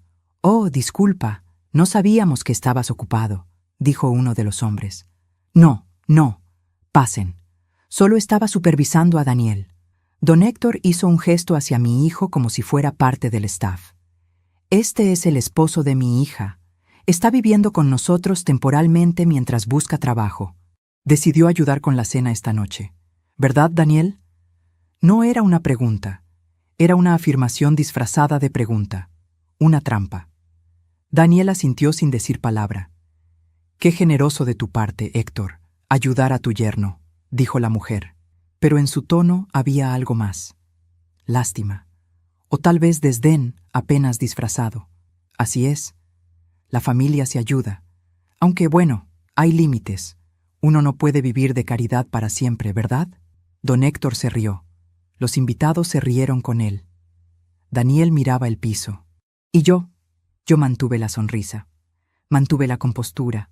No grité, no lloré, no hice una escena, pero por dentro algo se cristalizó, algo frío y duro como diamante, porque don Héctor acababa de humillar a mi hijo frente a extraños. Acababa de exhibirlo como un fracasado, como alguien que vivía de caridad, y lo hizo con una sonrisa. Cold Rage Technique, completa, absoluta. Con permiso, dije con voz calmada. Los dejo disfrutar su cena. Salí de la cocina, salí de la casa, subí a mi auto, y me quedé ahí sentada durante 10 minutos, mirando por la ventana. A las 8:17 vi a través de las ventanas del comedor a los invitados sentados en una mesa larga. Vi copas de vino, vi platos elegantes, vi risas y conversaciones animadas. Y en la cocina, apenas visible desde mi ángulo, vi a Daniel, solo, de pie, lavando platos. Saqué mi teléfono, tomé una foto de la escena completa. Los autos caros afuera, la casa iluminada, los invitados celebrando y mi hijo trabajando en las sombras. Foto 78. A las 9:34 de la noche vi algo que me partió el corazón. Los invitados empezaron a irse. Vi cómo don Héctor los despedía en la puerta con abrazos y risas. Vi cómo uno de los hombres le palmeaba la espalda y decía algo que hizo que don Héctor se riera a carcajadas. Y después, cuando el último auto se fue, vi a través de la ventana de la cocina cómo don Héctor entraba y le decía algo a Daniel. No pude escuchar las palabras, pero vi la expresión de mi hijo. Vi cómo sus hombros se hundían más. Vi cómo asentía. Vi cómo regresaba al fregadero. Al día siguiente, 10 de enero, domingo, llamé a Daniel a las 10:23 de la mañana. ¿Cómo te sientes? Cansado. La cena terminó a las 2 de la mañana. Después tuve que limpiar todo. Me fui a dormir a las 4. 4 de la mañana. Mi hijo había trabajado 21 horas seguidas, 2 días después de desmayarse por agotamiento. Daniel, esto tiene que parar. Ya falta poco, mamá. La entrevista del viernes se ve bien. Solo unos días más. False Resolution número 2. Otra esperanza falsa. Solo un poco más. Otro engaño que Daniel se contaba a sí mismo porque la verdad era demasiado dolorosa. Ven a almorzar conmigo hoy, por favor. No puedo. Don Héctor quiere que arregle unas cosas en el jardín. ¿Un domingo? Los domingos la casa necesita mantenimiento, mamá. Es normal. Nada de eso era normal. Nada. Pero en ese momento, mientras hablaba con mi hijo que había normalizado completamente su abuso, sonó mi timbre. Colgué con Daniel prometiendo que nos veríamos pronto. Abrí la puerta. Era mi vecina, la señora Ortega, una mujer de 68 años que vivía en el apartamento 304. Patricia, perdona que moleste, pero acabo de ver algo que creo que debes saber. ¿Qué cosa? Estaba en el mall esta mañana, en el Jockey Plaza. Vi a tu nuera, Jessica. Estaba con su mamá. Comprando ropa en esa tienda cara. ¿Cómo se llama? Sara. No, no era Sara. Era una más cara. Baby Dior. Baby Dior. Ropa de bebé que costaba entre 800 y 2,000 pesos por pieza. ¿Estás segura? Completamente. Me acerqué a saludarla. Ella apenas me reconoció. Pero las vi. Compraron 4 bolsas, grandes, llenas. Calculé mentalmente. 4 bolsas de Baby Dior. Probablemente entre 12,000 y 20,000 pesos. Mientras mi hijo comía sobras. Mientras mi hijo trabajaba 20 horas diarias. Mientras don Héctor decía que el dinero estaba ajustado y por eso Daniel tenía que ganarse su estadía. Wealth Contrast Coding. Expuesto completamente. Gracias por decirme, señora Ortega. Cerré la puerta. Me senté en mi sofá. Y en ese momento, algo cambió definitivamente en mi plan. Ya no iba a esperar. Ya no iba a recolectar más evidencia. Ya no iba a darle a esa familia más tiempo para destruir a mi hijo. Solo faltaban 4 días para el martes 14 de enero. 4 días para el momento que cambiaría todo. Pero primero necesitaba hacer una llamada. A las 11:47 de la mañana del domingo 10 de enero, marqué el número de la doctora Mónica Salazar. Patricia. Mónica, necesito que actives todo, ahora. No puedo esperar más. Hubo un silencio largo. ¿Estás absolutamente segura? Una vez que esto empiece, no hay vuelta atrás. Estoy segura. Él casi muere el jueves. Lo humillaron públicamente el sábado. Y hoy están gastando miles en ropa mientras él come sobras. Estoy segura. Está bien, te llamo en 2 horas con el plan. Colgué. Miré por la ventana de mi apartamento. El cielo estaba gris, nublado, como si fuera a llover. Y sentí algo que no había sentido en meses. No era esperanza, no era alivio, era determinación pura, cristalizada, inquebrantable. En 4 días, don Héctor Paredes iba a descubrir qué pasa cuando subestimas a una madre que pasó 34 años documentando casos de abuso para el sistema de salud. En 4 días, esa familia iba a entender que el maltrato siempre, siempre tiene consecuencias. Pero lo que yo no sabía todavía era que el martes no solo sería el día del confronto. Sería el día en que todo explotaría de una manera que ni yo misma había anticipado. Porque había algo más. Algo que estaba a punto de descubrir. Algo que haría que todo lo anterior pareciera insignificante. ¿Qué pasó el martes 14 de enero cuando regresé a esa casa? ¿Qué fue lo que vi que hizo que mi plan cambiara completamente? La llamada de Mónica llegó a la 1:47 de la tarde. Patricia, las fotos son suficientes para abrir una investigación por explotación laboral. Pero necesitamos prueba de que el maltrato es sistemático e intencional. ¿Tienes algo que demuestre premeditación? ¿Qué tipo de evidencia? Mensajes de texto, correos, grabaciones, cualquier cosa que demuestre que planificó usar a tu hijo como mano de obra gratuita desde el principio. Colgué. Tenía 78 fotografías, pero no prueba de premeditación. Hasta que recordé algo. Don Héctor le hizo firmar un documento a Daniel cuando se mudó. A las 3:12 del domingo 10 de enero, llamé a Daniel. ¿Recuerdas el papel que firmaste cuando te mudaste? Sí, eran cosas básicas. Don Héctor dijo que era estándar. ¿Tienes una copia? Creo que hay una en mi cuarto. ¿Por qué, mamá? Necesito que me la consigas. Es importante. La busco esta noche. Te la llevo mañana. El lunes 11 de enero. Daniel llegó a las 7:34, con 3 hojas dobladas. Aquí está, pero tienes que devolverla. La escaneo y te la devuelvo. Empecé a leer. El documento se titulaba Acuerdo de Convivencia Temporal, Familia Paredes Morales. Cláusula 3. Daniel Morales se compromete a realizar labores de mantenimiento del hogar, incluyendo limpieza general, lavado de vehículos, jardinería, reparaciones menores. Cláusula 7. En caso de no conseguir empleo en 90 días, Daniel incrementará su contribución en labores del hogar a un mínimo de 8 horas diarias. Cláusula 12. Daniel Morales renuncia a cualquier reclamo de compensación económica. Y cláusula 15. Este acuerdo tendrá una duración mínima de 6 meses, renovable automáticamente cada 3 meses. Don Héctor había planeado desde el principio mantener a mi hijo trabajando gratis durante al menos medio año. Y la cláusula 7 establecía 8 horas diarias si no conseguía trabajo. Pero don Héctor había saboteado sus oportunidades. Todo calculado. Mamá, ¿por qué lloras? Daniel, ¿leíste esto antes de firmarlo? Sí, rápido. Don Héctor dijo que era formalidad. Jessica dijo que era normal. Este documento es ilegal, es explotación laboral disfrazada de acuerdo familiar. Yo firmé voluntariamente, firmaste bajo coerción, acabas de perder tu trabajo, tenías una esposa embarazada, no tenías opciones. Daniel hundió su cara en sus manos. ¿Qué voy a hacer? Vas a confiar en mí. En 3 días esto se termina. Lo abracé. Lloró durante 20 minutos como cuando era niño. Escaneé el documento y se lo envié a Mónica a las 8:47. Ella respondió, «Esto es oro. ¿Con esto podemos proceder? ¿Estás lista?» «Lista». ¿Cuándo? El miércoles 14. Dame un día más para coordinar. Devolví el documento a Daniel a las 10:23. Nadie puede saber que lo saqué. Nadie lo sabrá. Pero el martes 13 de enero, un día antes del plan, Daniel me llamó a las 11:52. Mamá, necesito que vengas, ahora.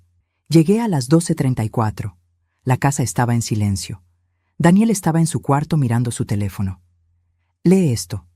Era un chat entre Jessica y una amiga del 8 de enero. Jessica. Uf, finalmente terminó la cena. Amiga. ¿Y Daniel? ¿Te ayudó? Jessica. Obvio. Para algo tiene que servir si no trae dinero, jajaja. Amiga. ¿Y cuánto tiempo más va a estar ahí? Jessica. Ni idea. Mi papá dice que mientras más tiempo, mejor. Necesitamos a alguien que haga las cosas pesadas, y Daniel hace todo sin quejarse. Es perfecto. Amiga. ¿No te da culpa? Jessica. ¿Culpa de qué? Él vive gratis, come gratis. Mi papá dice que le está haciendo un favor, que lo está haciendo más fuerte, más hombre. Amiga. Tu papá es intenso, jajaja. Jessica. Ya lo sé, pero tiene razón. Daniel era muy blando. Ahora está aprendiendo lo que es trabajar de verdad. Había más. Mensajes donde Jessica se burlaba de Daniel, donde decía que su padre estaba domándolo, donde admitía que la entrevista del 6 de enero era falsa. ¿Cómo conseguiste esto? Su teléfono, lo dejó cargando, no tenía contraseña. Su voz se quebró. ¿Ella realmente piensa eso de mí? Daniel, vamos a salir de aquí, ahora mismo. Empaca tus cosas esenciales. Pero el bebé... Ese bebé no te necesita si tú estás muerto. Esa familia te está matando. Por primera vez en 5 meses vi rabia y determinación en sus ojos. Está bien, empaco ahora. Pero escuchamos la puerta abrirse. Pasos pesados, voz de don Héctor. Daniel, necesito que laves el auto. Quédate aquí, le susurré. Yo me encargo. Don Héctor estaba en la sala. Señora Patricia, no sabía que estaba aquí. Daniel se viene conmigo hoy, para siempre. Se terminó. Don Héctor se rió. ¿Perdón? Daniel ya no va a trabajar como esclavo. Se termina hoy. La risa se detuvo. Sus ojos se volvieron fríos. Daniel firmó un acuerdo. Tiene obligaciones. Ese acuerdo es ilegal. Su hijo vive bajo mi techo. Come mi comida. Lo mínimo es que contribuya. Lo que es justo es pagar por 8 horas de trabajo. Lo que usted hace se llama explotación laboral. Don Héctor dio 3 pasos hacia mí. Cuidado con las acusaciones. Yo tengo abogados. Gente importante. Puedo hacer que su vida sea muy difícil. Mantuve la sonrisa fría. Y yo tengo 78 fotografías. Tengo el acuerdo ilegal. Tengo registros médicos de su desmayo. Y tengo una amiga en servicios sociales esperando mi llamada. ¿Quiere seguir con las amenazas? Su expresión cambió. Vi incertidumbre. Usted no haría eso. Jessica está embarazada. ¿Va a destruir esa familia? Esa familia ya está destruida. Ustedes se encargaron. Daniel salió con una mochila. Me voy, don Héctor. Si te vas, Jessica se queda, y el bebé se queda. ¿Estás dispuesto a abandonar a tu hijo? Daniel lo miró. Después me miró. Con voz firme dijo, ese bebé va a estar mejor sin un padre muerto por agotamiento. Me voy. Salimos a las 1:17 del martes 13 de enero. Mientras conducía, llamé a Mónica. Procede con todo. Ahora. Hoy. ¿Estás segura? No tenemos todo coordinado. Hoy. Don Héctor va a destruir evidencia. Tiene que ser ahora. Mónica suspiró. Está bien. A las 4:30, Servicios Sociales estará tocando su puerta. Hiciste lo correcto, le dije a Daniel. ¿Y si nunca vuelvo a ver a mi hijo? Tu hijo va a saber que su padre tuvo el coraje de escapar. Esa es la mejor lección. Pero a las 5:49 de la tarde, después de que Servicios Sociales visitara la casa y advirtiera a don Héctor, yo decidí regresar. Necesitaba ver su cara. Necesitaba confirmar que había entendido el mensaje. Y lo que encontré fue la escena que inicié esta historia. Don Héctor gritando. Daniel de rodillas, fregando pisos, como si nada hubiera pasado. Servicios Sociales solo había advertido a don Héctor. No sacaron a Daniel. Y mi hijo, En un arrebato de culpa o miedo, había regresado mientras yo no estaba. Don Héctor, lejos de aprender la lección, lo había puesto inmediatamente a trabajar, como castigo por haber hablado, como castigo por haber intentado escapar, como recordatorio de quién tenía el poder. Y ahí supe que una advertencia no era suficiente. Necesitaba algo más grande, algo definitivo, algo que don Héctor nunca pudiera ignorar o manipular. Al día siguiente, el miércoles 14 de enero, regresé a esa casa, pero esta vez no fui sola. El miércoles 14 de enero a las 9:47 de la mañana me desperté con una determinación absoluta. Daniel había dormido en mi sofá. A las 6:23 su teléfono sonó. Era Jessica. No voy a volver hoy. Tu padre me tuvo limpiando después de que Servicios Sociales se fue. ¿Eso te parece normal? Colgó. Después lo escuché llorar en silencio. Salí y me senté junto a él. ¿Quieres volver, verdad? Extraño a Jessica. Extraño la idea de lo que podríamos ser. Daniel, ellos no te aman. Usan tu amor contra ti. Eso es manipulación. Mi teléfono sonó. Era Mónica. Patricia. Don Héctor presentó una queja formal contra Servicios Sociales. Dice que entramos sin orden judicial, que lo acosamos. Tiene 3 abogados trabajando en el caso. ¿Qué significa eso? Que si no tenemos evidencia irrefutable, el caso se cae. Y él puede demandar por difamación. Colgué. Las 78 fotografías no eran suficientes. Don Héctor tenía dinero, abogados, conexiones. Podía argumentar que todo era voluntario. Necesitaba algo definitivo.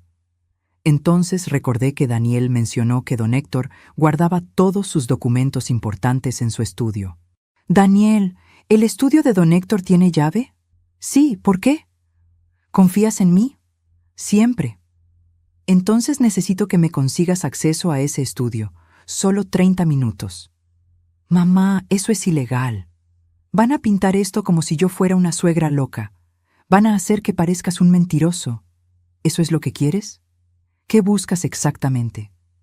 Prueba de que don Héctor ha hecho esto antes. Estoy segura de que tú no eres el primero.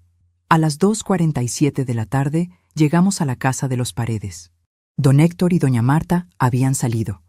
Jessica abrió, sorprendida de verme. Vine con Daniel. Necesitamos recoger algunas cosas. Entraron a la sala. Jessica lloraba. Daniel la consolaba. Yo subí las escaleras. El estudio estaba en el 2º piso, 3ª puerta a la derecha.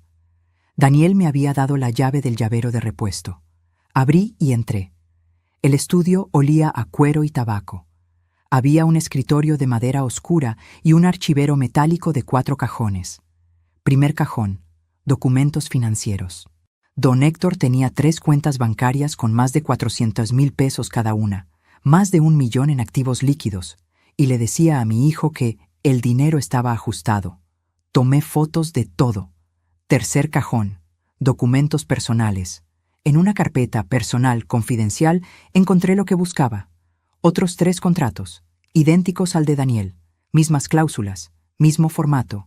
Marzo de 2021. Rodrigo Esquivel, 28 años. Novio de Mónica Paredes, sobrina. Duración, 8 meses. Agosto de 2022. Carlos Mendoza, 32 años. Esposo de Beatriz Paredes, prima. Duración, 11 meses. Enero de 2024. Miguel Soto, 30 años. Novio de Laura Paredes, sobrina segunda. Duración, 5 meses. Don Héctor había hecho esto 3 veces antes. Esto no era maltrato accidental. Era un sistema diseñado para explotar a hombres vulnerables bajo el pretexto de caridad familiar. Tomé fotos de los contratos. Había algo más. Un documento mecanografiado. Notas personales de don Héctor. El problema con los hombres jóvenes de hoy es que son débiles. Jessica merece un hombre fuerte, no el cobarde con el que se casó. Pero puedo moldearlo. 6 meses de trabajo duro lo convertirán en algo útil, o lo quebrarán completamente. De cualquier manera, gano yo. Si se vuelve fuerte, Jessica tiene un buen esposo. Si se quiebra, Jessica se divorcia y encuentra a alguien mejor. Es un experimento interesante. Un experimento. Mi hijo era un experimento. Tomé foto del documento. En el último cajón encontré un sobre. Gastos, enero 2026. Adentro había recibos de lujo. Baby Dior, 18.400 pesos. Restaurante Astrid y Gastón, 3.200 pesos. Spa Monasterio, 5.600 pesos. Joyería. Banchero, 42.000 pesos. Pulsera para Jessica. Total, 69.200 pesos en 5 días. Mientras mi hijo comía sobras y se desmayaba por desnutrición. Tomé fotos de los recibos. La última pieza fue una Polaroid vieja. Don Héctor, más joven, de pie junto a un hombre de rodillas limpiando el piso. Don Héctor sonreía. En el reverso, Rodrigo, mes 3, finalmente entiende su lugar, marzo 2021. Don Héctor había documentado su crueldad como trofeo. Tomé foto de la Polaroid, foto 98. Salí del estudio a las 3:34. Bajé las escaleras. Daniel y Jessica estaban en la sala. Daniel, necesitamos irnos. Pero mamá, Jessica y yo estábamos... Ahora, Daniel. Jessica se aferró a su brazo. No te vayas, por favor. Miré a esta muchacha que había sido cómplice de 5 meses de tortura, que había gastado 42,000 pesos en una pulsera mientras su esposo comía sobras. Jessica, en las próximas 48 horas, tu vida va a cambiar. Tu padre va a enfrentar consecuencias. Tú también, porque tú sabías y elegiste el lado equivocado. Salimos. Mientras conducía, llamé a Mónica. Mónica, tengo todo. Prueba de 3 casos anteriores. Documentos donde don Héctor admite que esto es intencional. Recibos que prueban que mintió sobre su situación financiera. Tengo todo. Silencio largo. Patricia, ¿cómo conseguiste eso? No preguntes. ¿Puedes usarlo? Esto es criminal. Explotación laboral sistemática. Fraude. Esto puede llevar a cargos penales. ¿Cuánto tiempo necesitas? Dame hasta mañana. Necesito consultar con fiscalía. Colgué. ¿Qué hiciste, mamá? Preguntó Daniel. Justicia. Finalmente hice justicia. Esa noche, a las 8:23, recibí un mensaje de un número desconocido. Era una foto de don Héctor en un restaurante elegante, riendo, celebrando. Soy Rodrigo Esquivel. Hace 3 años pasé por lo mismo que tu hijo. Esto es de hace 2 días. Siempre celebra cuando rompe a alguien. Por favor, destrúyelo, por todos nosotros. Respondí. ¿Estarías dispuesto a testificar? Absolutamente, y conozco a otros 2 que también lo harían. En ese momento, con 98 fotografías, 3 testimonios de víctimas anteriores, documentos que probaban premeditación y recibos que exponían hipocresía, supe con certeza. Don Héctor Paredes había cometido su último error. Había documentado su propia crueldad. Había creado un patrón tan obvio que ningún abogado, ningún juez, ninguna cantidad de dinero podría ignorar. Mañana, jueves 15 de enero a las 10 de la mañana, la fiscalía tocaría su puerta. Con una orden formal, con agentes, con autoridad real. Le di 34 años a mi hijo. Le di cada sacrificio. Don Héctor pensó que podía quitármelo, pero no entendió que las madres no olvidan, no perdonamos. Y cuando actuamos, lo hacemos con la fuerza de décadas de amor convertido en determinación. Mañana sería el día. Mañana don Héctor entendería, porque lo que pasó el jueves 15 de enero no fue solo justicia, fue algo más profundo, algo que cambió no solo la vida de mi hijo, sino la de todos los hombres que don Héctor había maltratado antes. El jueves 15 de enero, a las 9:47 de la mañana, Mónica llamó. Patricia, vienen 2 agentes de la fiscalía, un investigador de crímenes laborales y un trabajador social. Llegarán a las 10:30. ¿Quieres estar ahí? Absolutamente. No puedes interferir, solo observar. ¿Entendido? Entendido. Daniel, que tomaba café en mi sofá, me miró. Había dormido 8 horas por primera vez en meses. Van a ir a la casa hoy. ¿Quieres venir? Quiero estar ahí. Necesito verlo. Llegamos a las 10:17. A las 10:32 llegó una camioneta blanca. 4 personas bajaron. 2 hombres en traje, una mujer con portapapeles y un hombre con chaqueta que decía Ministerio de Trabajo. Doña Marta abrió. Su expresión cambió de curiosidad a alarma. Uno de los hombres mostró su identificación. Ella retrocedió y los dejó entrar. Daniel y yo entramos detrás. Don Héctor estaba en el centro de la sala en bata de seda y pantuflas. Eran las 10:35 de la mañana. Esto es un ultraje. No pueden entrar sin una orden. El inspector Julio Medina sacó un documento. Aquí está la orden, señor Paredes, firmada esta mañana. ¿Prefiere cooperar o prefiere que esto se complique? Don Héctor leyó el documento. Su rostro pasó de rojo a blanco pálido. ¿Explotación laboral? ¿Fraude? ¿Quién presentó esta basura? Entonces me vio con Daniel en la puerta. Usted hizo esto. Sonreí con frialdad. Yo solo documenté la verdad, don Héctor. Usted hizo todo lo demás. Señora Morales, necesito que permanezca afuera, dijo el inspector. Ella puede quedarse, interrumpió Jessica desde la escalera, bajando en pijama de seda rosa. Sus ojos hinchados revelaban que había llorado. Quiero que escuche lo que tengo que decir. Jessica, no digas nada. Voy a llamar a nuestros abogados. No, papá, se terminó. El inspector sacó una grabadora. Señorita Paredes, ¿está dispuesta a dar una declaración voluntaria? Sí. No, no lo está. Don Héctor dio 3 pasos hacia Jessica. Señor Paredes, retroceda. Ahora. Un agente joven se interpuso. Un paso más y lo saco con esposas. Jessica se sentó. Mi esposo ha sido tratado como empleado no remunerado desde septiembre. Mi padre le hizo firmar un contrato que lo convirtió en sirviente. Yo sabía que estaba mal, pero tenía miedo de contradecir a mi padre. ¿Miedo de qué específicamente? Miedo de que me desheredara. Miedo de perder su apoyo financiero. Miedo de convertirme en la próxima persona de rodillas limpiando pisos. El silencio fue denso. Mi padre tiene un patrón. Prueba a los hombres que entran a esta familia. He visto esto 3 veces antes de Daniel. Con las parejas de mis primas Mónica, Beatriz y Laura. Todos pasaron por lo mismo, y yo nunca dije nada. Eso es suficiente.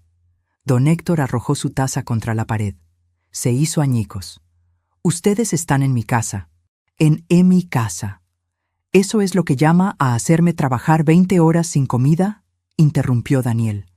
¿A humillarme frente a sus amigos? Don Héctor lo miró con desprecio. Te estaba haciendo un hombre, pero eres demasiado débil. No, usted estaba alimentando su ego. Disfrutaba viéndome sufrir. El inspector se levantó. Señor Paredes, necesitamos acceso a su estudio, documentación financiera y contratos. No van a tocar nada sin mis abogados. Tenemos orden judicial. Podemos hacerlo con su cooperación o sin ella. Doña Marta finalmente habló.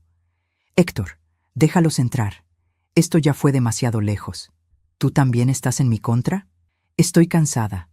Cansada de los secretos. Cansada de ver cómo tratas a las personas. Déjalos hacer su trabajo. Don Héctor sabía que había hecho algo malo. El estudio está arriba, segunda puerta a la derecha. 15 minutos después, el inspector bajó con una caja llena de documentos. Señor Paredes, ¿puede explicar por qué tiene 3 contratos idénticos con cláusulas de trabajo no remunerado firmados por 3 hombres diferentes en 5 años? Silencio. ¿Puede explicar por qué tiene un documento donde describe esto como un experimento? Más silencio. ¿Puede explicar por qué sus estados de cuenta muestran más de 1 millón de pesos mientras le decía a su yerno que el dinero estaba ajustado? Don Héctor se sentó lentamente. De repente, parecía 20 años más viejo. Quiero hablar con mis abogados. Puede llamarlos desde la estación. Necesito que venga con nosotros para una declaración formal. ¿La estación? Doña Marta se puso de pie. Es procedimiento estándar, señora. Vi cómo don Héctor subía a cambiarse. Su espalda, siempre recta, ahora estaba encorvada. Y sentí nada. Solo un cansancio profundo. El cansancio de 5 meses documentando maltrato. Todavía me pregunto si hice lo correcto. ¿Y tú? ¿Qué habrías hecho en mi lugar? Mientras esperábamos, me acerqué a Jessica. ¿El bebé? Está bien. El doctor dice que está bien. ¿Y tú? No lo sé.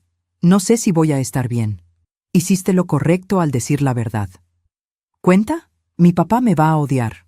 No perdiste tu familia, interrumpió Daniel, tomando su mano. Tu padre intentó destruir tu familia. Tú la estás salvando. A las 11:47, don Héctor bajó vestido con pantalón gris y camisa blanca. Sus manos temblaban. Señor Paredes, si está listo. Don Héctor caminó hacia la puerta. Antes de salir, se volteó hacia mí. Usted destruyó mi vida. No. Usted destruyó su propia vida. Yo solo encendí la luz para que todos pudieran ver lo que hacía en la oscuridad. Lo vi subir a la camioneta. Lo vi sentarse en el asiento trasero. Lo vi mirar hacia su casa una última vez. Y se fueron. Daniel, Jessica, doña Marta y yo nos quedamos en silencio, procesando que la vida había cambiado para siempre en 37 minutos. ¿Y ahora qué?, preguntó Jessica. Era una buena pregunta, porque el confronto había terminado, pero las consecuencias apenas comenzaban.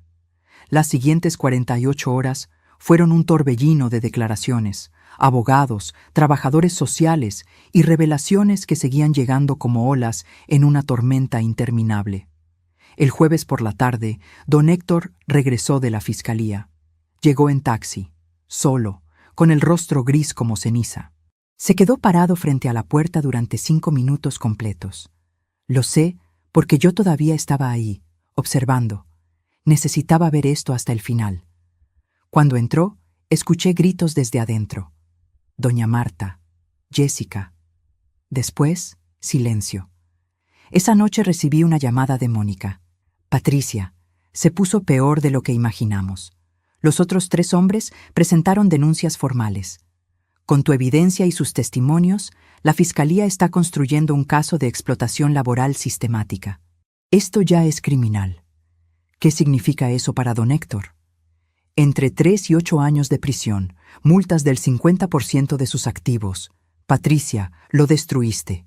¿Era destrucción o justicia? También el Ministerio de Trabajo está investigando sus negocios. Don Héctor tiene 2 constructoras y una empresa de servicios. Sospechan que usó el mismo modelo de explotación con empleados regulares. El alcance de su crueldad seguía expandiéndose como círculos en el agua. El viernes, Daniel recibió una llamada de Jessica. Necesito verte. Por favor, solo tú. Regresó a mi apartamento con los ojos rojos. Había llorado. Jessica me pidió perdón de rodillas. Dijo que había normalizado el comportamiento de su padre, que tiene miedo de convertirse en él. ¿Y tú qué le dijiste? Que la perdono, pero que no puedo volver. Perdonar no significa olvidar. No puedo criar a mi hijo, donde su abuelo es un monstruo. ¿Ella entendió? Sí, quiere mudarse. Quiere que nuestro hijo crezca lejos de su padre. Era un comienzo. El sábado recibí una visita inesperada. Rodrigo Esquivel, el primer hombre que don Héctor había explotado. Era un hombre de 31 años con cicatrices invisibles que se notaban en cómo evitaba el contacto visual. Señora Patricia, durante 3 años creí que lo que me pasó fue mi culpa. Don Héctor se encargó de que lo creyera. Pero cuando vi las noticias, cuando supe que no era el único, algo dentro de mí se liberó. Me mostró un artículo del diario El Comercio. Empresario de San Isidro, investigado por explotación laboral de yernos y empleados. Don Héctor ya no era solo un hombre cruel en privado. Era un escándalo público. Don Héctor me llamó anoche. Estaba borracho. Me suplicó que retirara mi denuncia. Me ofreció 50,000 pesos. Cuando le dije que no, me amenazó. ¿Grabaste la llamada? Toda. Se la entregué a la Fiscalía. Es evidencia de obstrucción de justicia. Le van a agregar cargos adicionales. Don Héctor estaba cavando su propia tumba. El domingo, Daniel recibió un mensaje de un número desconocido. Hijo de puta, destruiste a mi familia. Esto no se queda así. Te vas a arrepentir. Era don Héctor. El lunes la Fiscalía presentó cargos formales: explotación laboral, fraude, falsificación de documentos, intimidación de testigos y obstrucción de justicia. El martes, don Héctor fue arrestado formalmente, con esposas, en un patrullero. Su rostro apareció en todos los noticieros. Vi las imágenes en televisión. Don Héctor, siempre tan poderoso e intocable, ahora parecía pequeño, roto. El miércoles fui a visitarlo. Me escoltaron a una sala pequeña con paredes de cemento verde institucional y olor a desinfectante. Don Héctor entró. Uniforme gris, sin Rolex, sin traje caro, sin autoridad. Solo un hombre de 58 años que había perdido todo. ¿Vino a burlarse? No, vine a que entiendas exactamente qué perdiste. Ya sé, mi libertad, mi reputación, mi familia, mi negocio, todo. No lo perdiste por mí, don Héctor. Lo perdiste por usted mismo. Cada decisión, cada acto de crueldad. Usted construyó esto. Yo estaba enseñándoles, haciéndolos más fuertes. No, estaba alimentando su necesidad de control y destruyó a 4 hombres. Rodrigo tiene pesadillas. Carlos está en terapia por PTSD. Miguel perdió la confianza durante años y mi hijo casi muere. ¿Qué quiere que diga? ¿Que lo siento? No, porque no lo siente. Solo lamenta haber sido atrapado. Silencio. Tiene razón, no lo siento. Siento que perdí, que me humillaron, que una vieja entrometida destruyó mi vida. Ahí estaba la confirmación. Don Héctor no había aprendido nada. Me levanté para irme, pero me volteé una última vez. En toda mi vida he conocido 2 tipos de hombres fuertes: los que levantan a otros mientras suben, y los que empujan a otros hacia abajo para sentirse más altos. Usted eligió el segundo camino, y ahora está descubriendo que ese camino lleva exactamente aquí, solo, en una celda, con todo perdido. ¿Y su hijo? ¿Él es fuerte ahora después de que mamá vino a salvarlo? Mi hijo es fuerte porque sobrevivió a usted, porque tuvo el coraje de pedir ayuda, porque está aprendiendo que la verdadera fortaleza no es sufrir en silencio, es saber cuándo decir basta. Esa es una lección que usted nunca aprendió. Salí de esa sala y respiré el aire fresco. Por primera vez en 7 días, lloré. No de tristeza ni alegría. Lloré porque finalmente se había terminado. Los siguientes meses fueron un proceso legal largo. Los abogados de don Héctor argumentaron que los contratos eran legales, que todo era consensuado. Pero la evidencia era abrumadora. Las 98 fotografías, los 4 testimonios, el documento del experimento, los recibos, la llamada grabada, los mensajes amenazantes. El 14 de abril de 2026, el juez emitió su veredicto. Don Héctor Paredes fue declarado culpable. Sentencia: 6 años de prisión, multa de 450,000 pesos, prohibición permanente de contratar empleados, compensación de 80,000 pesos para cada víctima. Las consecuencias fueron más allá. Sus negocios colapsaron, sus amigos lo abandonaron. Doña Marta inició el divorcio. Jessica se mudó a un apartamento pequeño. Don Héctor perdió todo lo que lo definía. Daniel consiguió trabajo en marzo. Una buena empresa, jefe decente, salario justo. Lentamente recuperó el peso perdido, el brillo en sus ojos, la confianza. Jessica dio a luz a Mateo el 23 de junio. Daniel está en su vida como padre presente, no repitiendo los errores de su propio padre ausente. Yo regresé a mi apartamento en Breña, a mis plantas medicinales, a mi rutina, pero con la certeza de que cuando la justicia falla, a veces una madre con 34 años documentando maltrato puede hacer la diferencia. Rodrigo, Carlos y Miguel crearon un grupo de apoyo para hombres víctimas de maltrato familiar. Daniel asiste a veces, están sanando juntos, creando algo positivo de la oscuridad compartida. ¿Fue venganza? A veces me pregunto si llevé las cosas demasiado lejos, si debí resolver esto de manera más privada.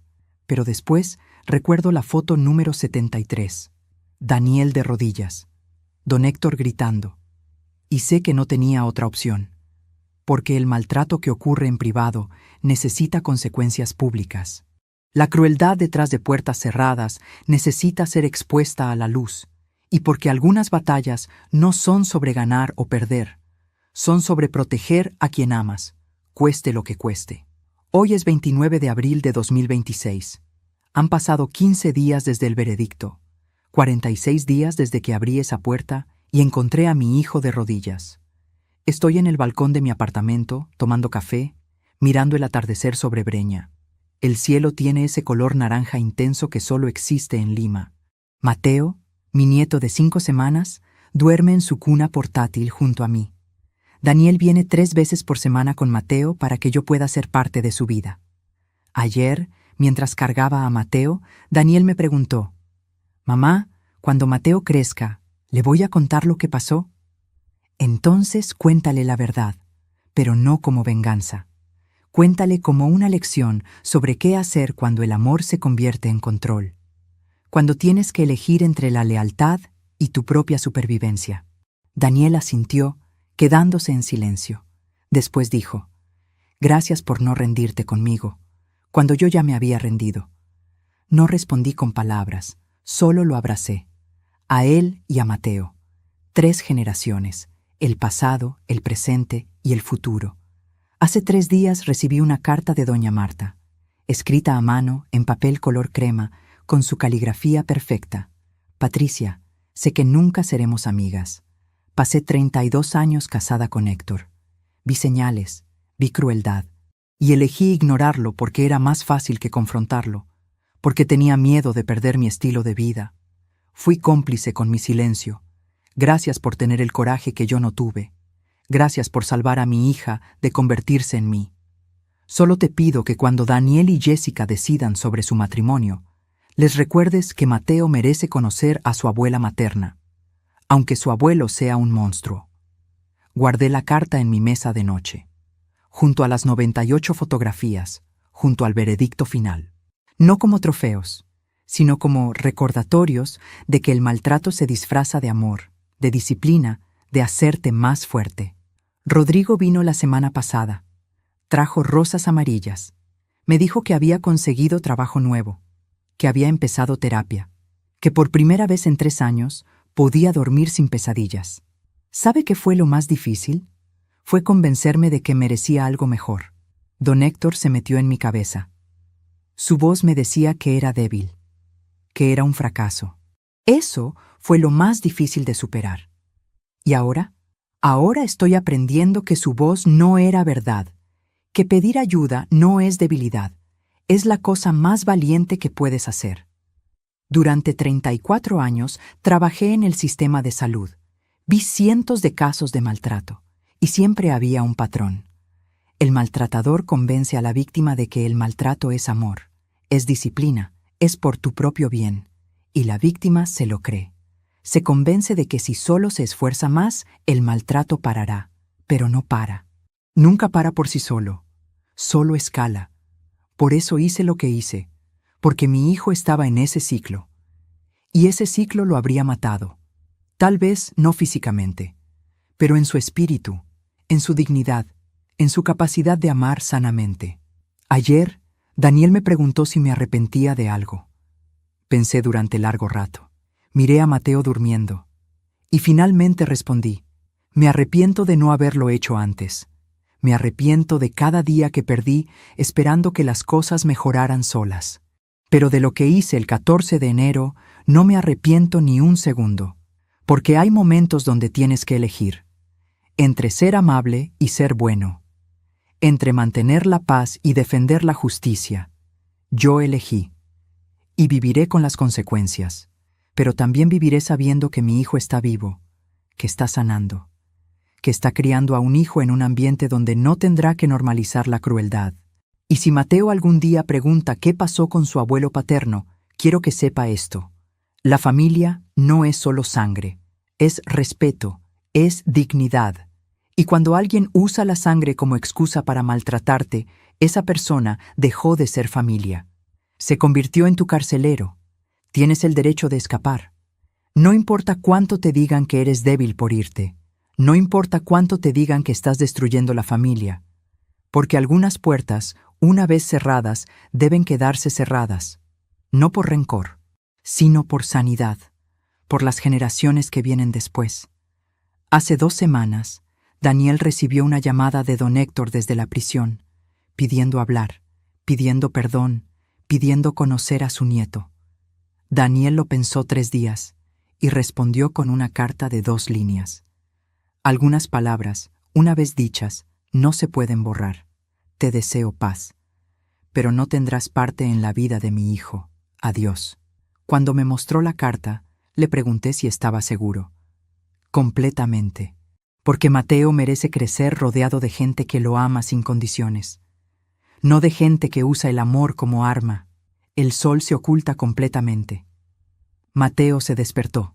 Me mira con esos ojos enormes que tienen todos los bebés, ojos que todavía no conocen la crueldad. Y nuestro trabajo es asegurarnos de que su mundo sea bueno, de que crezca sabiendo que merece respeto, que merece amor que no duele. Esa es mi lección después de 61 años. El amor real no te hace pequeño, te hace crecer. Y cuando alguien usa la palabra amor mientras te está haciendo pequeño, no es amor. Es control disfrazado. Cargo a Mateo en mis brazos. Huele a leche tibia y ese olor indefinible de los bebés. El olor a futuro, a posibilidad. Y le susurro: tu abuela te enseñará esto, mi amor.